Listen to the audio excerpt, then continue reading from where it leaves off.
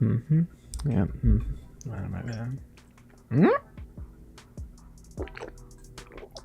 Oh.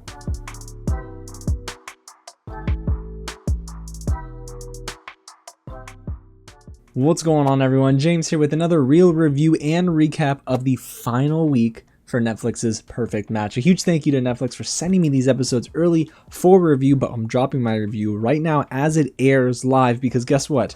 We got some spoilers to talk about. So if you're familiar with my recaps and reviews for Perfect Match of the season, we're doing a spoiler-free and then a spoiler-filled discussion, so you can get those time codes down below. And while you're down there, go ahead and hit the big red button below and subscribe to the channel, because if you love movies, if you love TV and trashy reality TV like this, that's me. I'm your guy. You come to me and we talk all about it. We can get the spoilers in the comments. We're going to talk about spoilers here in this video, and we're going to break down why I literally cheered at the end of episode 12. Now, if you missed my reactions and recaps to weeks 1 and 2, you're going to want to find those in the description below or floating around at the top of the screen, because y'all, there's a lot of tea to talk about. So I'm going to need your comments down below and for you to hit that thumbs up button so you can go ahead and get this video in front of other fans' faces. But in case you kind of forgot what Perfect Match is all about, let's talk about it right now.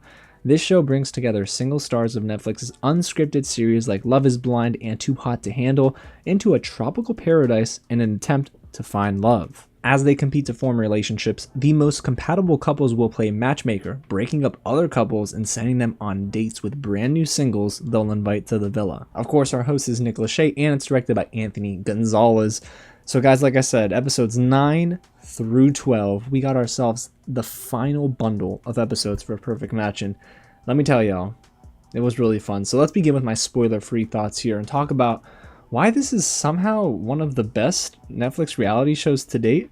It's got this cool mix of really genuine moments, then you got your typical trashy dramatic moments, you got a lot of snakes in the playpen, if you feel me, and we got a lot of drama to get through. And it feels like after week 1, there was a consistent pace from episode to episode, and that also happens in week 3. There was never an episode in this final week where I thought, this is dragging. Instead, I was here for a lot of the twists and turns, some of which I didn't see coming. The only drawback I would say is that if this show gets a season 2, they need to produce more innovative challenges. Sometimes I feel like they're thinking, we've exhausted all of our really subpar mediocre ideas, so we might as well just pull something out of our hat. They do sort of lean too heavily on this truth or dare aspect that sort of comes into play, and they also try to mimic those moments, you know, and I don't know, all season long I felt like the challenges were like but I do think that there's room for improvement there. And speaking of a season 2, I honestly would be okay if they produced one. But then part of me thinks, didn't they just exhaust all of their options for drama and having singles from other hit shows? Guys, I don't know. I mean, how many other Netflix reality shows are out there? I'm sure they'll create more, but, and of course there'll be more seasons like Love is Blind, which you're getting my reviews and recaps for next month. But I will say that I think that they've probably brought all the drama that they can in season 1, and if they do a season 2, it probably won't live up to the hype, but we're gonna watch it anyway, aren't we? And of course, part of me wonders where our final couples are at today. So I hope they do an After the Villa special. I came up with that on the spot. Netflix, if you want it, just give me some credit for it. I got y'all. Alrighty guys, so that exhausts my spoiler-free discussion section of this video. So like I said, Perfect Match for me is one of the better Netflix reality shows out there. And guys, if you're coming into this looking for realism, you're not going to get it. But if you came in here knowing exactly what Perfect Match was going to deliver, then you're going to walk away happy like me. So guys, there you have it. But now we're going to transition into my spoiler discussion section of this video. So I warn you 1 time, 2 times, and 3 times. This is a spoiler-filled territory. So if you haven't watched episodes 9 through 12 yet, please go ahead, bookmark this video, and come back when you finish, because you and we got some talking to do about these episodes. So let's go ahead and break down episodes 9, 10, 11, and 12, and usually we try to pick up, you know, from where we left off, right? The final episode, where are we and how did we get there? But I want to start from the top. We're starting from episode 9 because I'm going to save the best for last. So our current matches at the start of episode 9 are Joey and Kariselle, of course, Will and Diamond, interesting, Dom and Georgia, let's go, Ines and Damien, which, y'all know that ain't gonna last. Francesca and Abby, and then Mitchell and Chloe. So shortly after we kind of establish that in episode 9, two things happen. You got the Mitchell and Chloe drama on one hand, and then you got all of our contestants, well, most of them, skinny dipping. I'm like, y'all, listen, that's bold. I wouldn't do that, but I mean, listen, they went out there for it. Damien, they somehow got him to skinny dip first, or maybe he did it on his own. I don't know what kind of tequila they were drinking, but I do know that it was unexpected. However, all of the expected candidates to go skinny dipping did it, and it was interesting. But let's now transition and talk about the Chloe Mitchell drama, because Chloe and Mitchell, oh boy, that is a match not made in heaven. We were left on a cliffhanger because Mitchell told Chloe he's not ready for a relationship, and then they were teasing Shayne's return. Chloe said on camera that she can't get Shayne out of her head. But then I thought to myself, she willingly chose Mitchell to begin with. So if you can't get Shayne out of your head, why did you go and explore that? And clearly, Mitchell's still dealing with a big sense of insecurity, but also of indecisiveness. The man has got some commitment issues, and he just isn't ready for a relationship. Yet he strung Chloe along. So I'm like, what are we doing here, y'all? It's interesting. I think Mitchell is kind of a playboy. You know what I mean? So kind of glad Chloe's like distancing herself from him, because, you know, once Mitchell eventually figured, okay, there's nothing here, Mitchell did something that made me almost want to scrap. Almost took my earrings off. Those I don't have. Mitchell told Dom in a one-on-one conversation that he wants to shoot his shot with Georgia, and Dom clearly didn't take kindly to that. Props to Dom, he didn't throw hands, but I know the man was furious on the inside, and me as a viewer and a very big Dom and Georgia fan, I don't have a ship name for them, let me know in the comments if you do, I was upset. Mitchell, golly, sir, you are not ready for a relationship, but you're going to try and go and ruin Dom and Georgia's? Nah, we don't play that. Sorry, homeboy, move on. And move on he did, because Mitchell ends up leaving. So I have a question. If he didn't want a relationship, why was he even a contestant here? Clout chasing is a heck of a thing. So let's move on to Joey and Kariselle, of course, because, well, they probably had the most to do out of any week in week 3 than the previous episodes combined. So Kariselle and, well, Francesca, it was interesting what they did. I don't agree with this either, and I do side with Abby, but let me get to the point first. Abby and Francesca made out in the pool. And I'm not saying gross, like, oh my gosh, like, I've never heard of this before in reality TV, but, like, Francesca, you're sitting here trying to make a relationship with Abby, and you're gonna kiss Kariselle, and Joey's cheering them on, and I don't know, y'all. Can't be me. Wouldn't be me. So later on in the episode, of course, after the eliminations, which we'll get to in a little bit, Joey ends up confessing to Kariselle and letting her know, not as a result of the kissing, but that he just doesn't want to be all in just yet and overwhelm himself. And Kariselle starts seeing the gears turning in his head, and she's thinking, oh boy, this is the Joey of old. Joey says marriage scares him, and Kariselle clearly wants to get married, so she didn't like him saying that too much. But just remember that we talked about this now, because we'll touch on that subject with these two in a little bit. So let's move on to Francesca and Abby and where they're at right now as well. So like I mentioned, Francesca and Kariselle kissed in the pool. So Francesca is doing two things. One, kissing other people and making Abby upset and a little insecure and embarrassed in a sense. But also, Francesca's out here saying she still has feelings for Damien. So I'm like, girl, just tell Abby no. Don't string her along too. But we know Francesca. She's a snake, bro. Not even a boa constrictor. What's bigger than that, bro? She is just out here doing what she does, which is stir that pot. And she's villain. She's public enemy number 1 from day 1. And I should have saw this in the first week of episodes, but Savannah was right about her. So, of course, Abby is very confused about Francesca kissing Kariselle. I don't blame her, of course. But Francesca at that point said, you know what, fine, I'm tapping out. She said she couldn't stand talking to Abby anymore, and eventually they call it quits. This tells me one thing. Francesca is in it for the physicality of it all. She's not in it for the emotional side of things. She was trying to play our boy Dom in week 1. I can't believe it almost got that far. But thankfully, Dom was better off. So Francesca clearly is giving Damien another chance. And we'll talk about how that panned out later. Or how that didn't pan out. Our next couple we're going to talk about is Ines and Damien. And let me tell y'all, Damien is trying to use Ines to make Francesca jealous. I can't think of any other reason why he would be with Ines right now. He was probably drunk when they made out, and now he's just playing Ines. Ines, though, smart enough. She sees, you know, the forest through the trees, and she's like, you know what? We're splitting up. That's it. Goodbye. And Ines ends up leaving the house herself. So this is like open season for Damien. Go back with Francesca. They try it, but whatever. Damien is an interesting subject. But I have notes for one other couple, Dom and Georgia, because Will and Diamond ain't do a darn thing. But Dom and Georgia, well, Mitchell speaks with Georgia, and Georgia, she's great. You know what she said? She's like, Dom is my boy. I'm solid with Dom. We solid. Goodbye, Mitchell.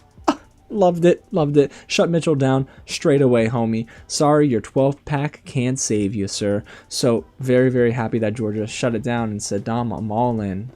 Heck yes. Alrighty, so now let's get into boardroom number 7. Chloe and Mitchell are choosing 2 new guys, but all 4 options that are available were previously in the house. So you know who they bring back. Oh gosh, we can't get rid of this guy on Netflix reality TV. Bartise, and they're pairing up Bartise with who? Diamond, because like I mentioned, Will and Diamond clearly don't got it going on. But they didn't have any chemistry. They get back to the house, and what does Bartise do? He immediately goes after Abby and kisses Abby. It's... wow. So Diamond trying to talk with Will again, but Will said he's trying to hit on Francesca and shoot his shot. So Diamond did what I figured she was going to do, which is leave the house. Yeah, some of these picks that are brought in, most notably the ones by Joey and Kariselle, just do not work out, y'all. But let's move on to the second blind date, and guess what? Shayne is brought in for who other than Chloe.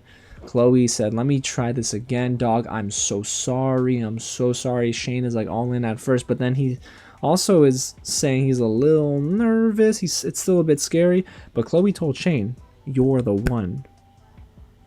I'm like, Chloe, wow. Alrighty, so let's move on to episode 10, and we have 4 days left. So here are the current matches to begin this episode, guys. We got Chloe and Shayne, like we mentioned, Joey and Kariselle, Francesca and Damien, Georgia and Dom, and then Abby and Bartise.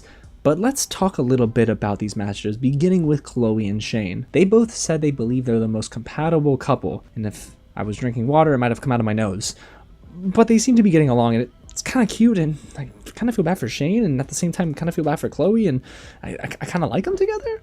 But the most compatible couple was clearly Dom and Georgia by this point. I mean, yes, Joey and Kariselle had the pre-existing stuff, but I'm counting the ones that didn't have history before coming in to the show. So Dom and Georgia, yeah, that's my vote. And eventually we see that Chloe and Georgia sit down, and they figure they're gonna write a rap for their partners. I mean, like a rap. They came up with a group name as well, Lachey. I'm like, Chloe, girl, that is not innovative. It's not unique. It's like, oh, it's unique, all right, but it ain't like a good unique. They're just fun together, though. For as cringe as it was still fun. And I do have some notes for Francesca and Damien. At this point, some of the couples are speaking in a room together, and Francesca said she just couldn't sleep with one man she's married to, so an open relationship, which we'll talk about in a little bit. However, that moment was so darn awkward. I'm like, Francesca, girl, you are just trying to be different, and it's not working out for you. Yeah, Damien was not feeling that either, y'all. And when it comes to Abby and Bartise, it was a very weird pairing because it just doesn't seem like they fit. Both say they are committed to one another, though, and they're not interested in their blind dates. And yeah, we will talk about the boardroom situation, but man, Joey and Kariselle, bro, just continue to be bad matchmakers in terms of who they're trying to either break up or pair existing couples with. It's so odd, but again, we'll talk about that in a little bit. Let's now talk about and recap our final challenge, right? So the True or False Future Goals Edition. I made up that title. They were not inventive enough to make up that title. So it's here where Francesca reveals she wants to have an open relationship, and Damien did not think she would say, well, true. So Damien was blindsided, and then Georgia and Dom definitely had a good run during this final challenge, and they expressed that they feel they found their perfect match together. So sweet, so darn sweet, I love it. Kariselle also has the same feeling along with Joey. Both of them say, well, they feel like they found their perfect match together. Oh my god. This is nice, even though Kariselle is Snake Jr., you know, water moccasin coming out of nowhere, befriending Francesca, but Kariselle was much more tolerable in this final week, I'm not gonna lie to you. So Nick Lachey and Nick Lachey fashion decides to dramatically reveal the final standings for this challenge. And in last place, Bartise and Abby. I could have told you that. I could have told you that one. In fourth place, Damien and Francesca, to no one's surprise. Really? Yeah, no one is probably surprised at that, right, guys? Are you surprised at that? I'm definitely not. In third place, this surprised me, Dom and Georgia. So you'd have to imagine the margin of error between the top three was really small, because Dom and Georgia, they got a lot of answers right. But it happened to be that in second place was Chloe and Shayne, which is kind of nice actually for them.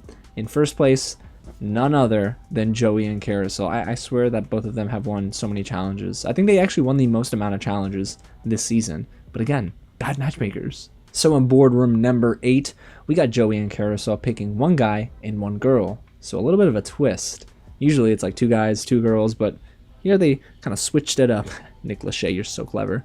So who do they bring in? They bring in LC to be matched up with Bartise. LC, she's from Love is Blind season 1, I believe it is.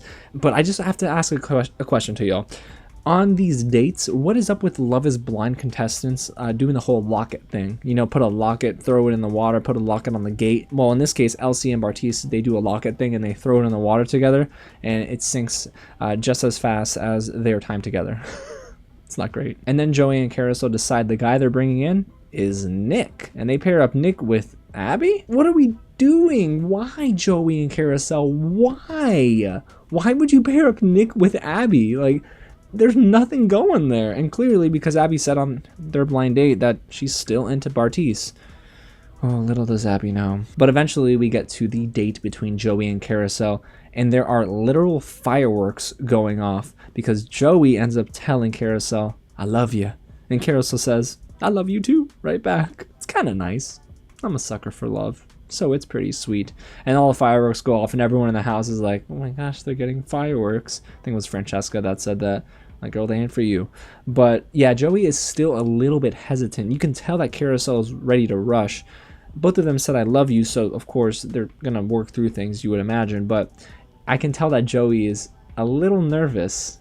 And for what's gonna happen next, it makes sense, I guess, to why he was so nervous. He was getting to this point in their relationship. But before we get there, guys, I do want to talk about Georgia and Chloe's rap.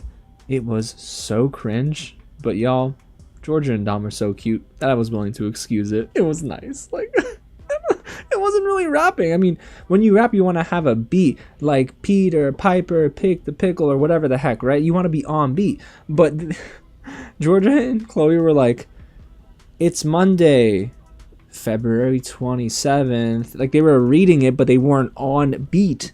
And I'm like, what are we doing here, y'all? Just try to rap. We've all heard rap music before, right? Just try that, but didn't work out. Eventually, though, Chloe in her rap tells Shayne she's falling in love with him. And then Shayne decides to respond by literally self-sabotaging their relationship. Why, Shayne? Why? The man does this in every show and season he's a part of. He just continues to self-sabotage. I get it, Shayne. You're upset about that pool incident that we did talk about in our week 2 recap where, you know, Chloe and Mitchell go off and do their thing, get in the pool, and then all that water falls over on Bartise and Shayne, mainly on Shayne. And Shayne said it's the most humiliating thing he's been a part of, even more than getting left at the altar, which, I don't know, he might need to reevaluate his most humiliating moments in his life. But still, it was, boy, he was hung up on that, and Chloe was mad. At first, Chloe was actually trying to apologize, and she did, and Shayne was just not letting it go. So Chloe stormed off, and Shayne clearly could not recognize, almost until it was too late, that he was self-sabotaging their relationship. So we're left on a cliffhanger on whether or not they match in episode 10, but the new matches officially are Nick and LC, which I guess I kind of saw coming, you know, a little bit. Georgia and Dom, very nice. Francesca and Damien, boy. Joey and Kariselle, we, of course. And then Abby and Bartise, which, again, that still surprises me. So now let's go ahead and talk about episode 11, which was oddly short. It was only 38 minutes long, and I thought maybe something was wrong with the episode that Netflix allowed me to screen, but no, it was correct. And I was like, all right, Netflix, I'm going to ride with it. Let's see what happens. I almost feel like, though, episode 11 could have just been everything we got in episode 12. It feels like they wanted to kind of give it like a part 1, part 2 kind of finale. But here are the current matches in episode 11. Like I mentioned, Abby, Bartise, Joey and Kariselle, Francesca and Damien, Georgia and Dom, Nick and LC, and Shayne and Chloe officially. So that's pretty much the only addition. However, I have notes about Shayne and Chloe. Shayne genuinely needs to just let it go at this point. I was like shouting at him through my iPad. Well, internally. I wasn't really shouting out loud. But I'm trying to knock some sense into him. Thankfully, though, Dom comes and does it for me. And he has a point. Dom was like, bruh, you're getting mad at Chloe for exploring Mitchell and then Mitchell basically dumping Chloe and now she's coming back for you. However, you pretty much did the same thing with Ines. You know, like Shayne is not necessarily thinking here, right? He's so reactionary, bro. But that was the talk he needed because eventually Shayne went and apologized to Chloe. And I'm like, oh, okay. Dom has the most sense in the house. And just when you think everything is hunky-dory in perfect match land, we get a blast from the past, y'all. That's right, old contestants, a whole lot of them, return to the house. Including one that I'm sure you all probably jumped out of your seat for. That's right. Savannah. Who did you think I was going to say? Colony, Anne-Sophie, Diamond, Mitchell, Zay, Will, and Ness, Savannah, Izzy, Calvin, and Chase all return to the house. And y'all, I was like, this is a lot of people. But what were they doing? Did they just have them in a hotel like 5 miles away? Like, I can't imagine like, all right, leave. Get a return flight back. Sorry. Now go home again. But come back. Like, I can imagine they probably stayed, right, guys? There's no way they had them put up at a hotel for one night and then when they leave, if they get voted back, they just buy them a direct flight. No way.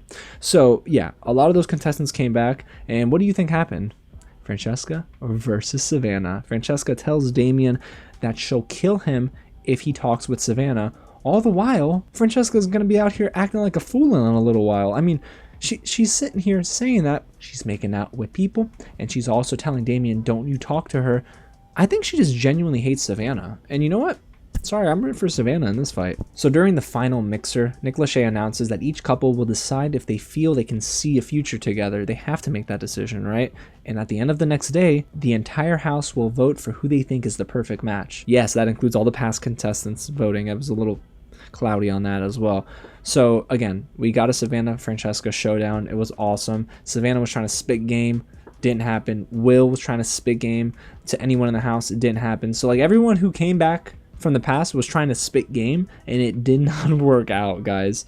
Well, except for one instance. Bartise, this guy, is now thinking about Izzy. And Izzy is like feeling herself because she's, you know, a couple hundred drinks in at this point. The girl was drinking way too much, I'm telling you, because she wasn't thinking straight. So she ends up hooking up with Bartise. I mean it. Like, they hook up that night. Abby's upset. Abby's so mad. And Abby just says, you know what? I can't have this. Bartise and Abby have a fight, but Bartise is acting like a whole jerk to Abby. So I've noticed a trend here, guys. Whenever a girl dumps Bartise, Bartise is on the defensive. So it's okay in Bartise's mind if he dumps and cheats on Abby, but it's not okay if a girl says, this can't work. So Bartise went on the offensive, and he did something that made my jaw hit the ground. Bartise used something that Abby told him in confidence, basically preying on Abby's insecurities and gaslighting her into basically, well, kind of reliving some past trauma. So Abby apparently has a thing where she wants to make sure that, like, I believe it was her mother and her sister, like, she wants to represent them well, and was worried about like what they would think, and Bartise used that as a weapon against her, like weaponized that little moment of vulnerability and used it against Abby. And at that point I said, Nick Lachey, you better handle him, because if you don't, I might need to make a trip, because Bartise is just, that is so disrespectful. And also it's not even like, he needs Jesus. That's all I'll say. So our episode 11 eliminations end up being Francesca and Damien, because Francesca just felt like she couldn't see a future with Damien. That was actually kind of a shock to me, because I thought that eventually Francesca would just make it to the end. They were propping her up for that kind of contestant, that she would see the final episode, but no, not really. And then Damien was like, well, if it's not Francesca, it's not anyone, even though he was just with an S. So it's like, boy, you gotta just let it go, because I don't think Francesca and Damian would work outside the house. Like Francesca said, that was probably the only thing that she said this season that I agree with her on. However, I will say they're both a little toxic for one another. Like, they don't really bring out the best in each other, emotionally speaking. Like, I feel like Damian is, keeping a lot of frustration in, and Francesca is out there cheating on Damian. So I'm like, oof, that ain't a good mix, y'all. So after those eliminations, guys, it's time for the final day of Perfect Match. Yes, that's right. We got 1 day left, and we got some new matches and final dates to talk about in episode 12. Let's start with Izzy and Bartise. Oh, Izzy, I don't know what happened. I genuinely don't know what happened to Izzy. She went from being like an okay contestant to like someone who was ready to wreck homes. You know what I mean? But both of them end up saying on their date together that they can't see each other as a perfect match. And I'm like, okay, so all that was for what? Bartise, you just sabotaged your relationship with Abby for what? For that? Oh boy. Oh boy. And on Nick and LC's date, Nick tells LC straight up that he can't see her as his perfect match either. And LC agrees. LC was coming on a little strong, I want to say, though. She was saying how much she was crushing on Nick. And I understand LC also made a comment earlier when she got introduced into the house that she just wants to fall in love. She just wants that feeling. But, I don't know. Like, you got to build up to that, right? And then eventually love becomes a choice, not a feeling, right? It's an action. So I do feel like LC and Nick, they probably wouldn't be able to make that choice every day. It was maybe a feeling they had for a little bit, and then eventually it faded. So yeah, Nick and LC, I don't know. I never saw them working out anyway. Chloe and Shayne, though, they say that they feel they're a perfect match together, and I am like so shocked that Chloe and Shayne are doing so well, and I kind of hope that they're still together, y'all. I really do. But Georgia and Dom take it to the next level. They say that they love each other. I did one of these claps. I'm like, yes, I'm so happy for them, and I want to see them thrive and prosper and get married and have children and be good together, overcome challenges together. I really like them together. I do. I think they're a great match together, so I hope that they're still together. And then there's Joey and Kariselle, and the reason I saved them for last because their final date was definitely a twist. Kariselle was doubting what they had, actually. She wasn't secure in the fact that when they leave the house, things will be different from their past relationship, which involved Joey not being committed, and then also was having issues of insecurity and most likely commitment issues. So he was like, he was also looking a little nervous. I didn't know why this entire date. He looked really nervous. They eventually say they feel they're each other's perfect match, but then we find out the real reason why Joey was looking nervous. And then he starts crying, and I'm like, what is going on here? And then he gets on one knee, and the man proposes to Kariselle. Kariselle's crying, literally waterfalls. All that makeup is gone, girl. But oh my gosh, Kariselle says yes.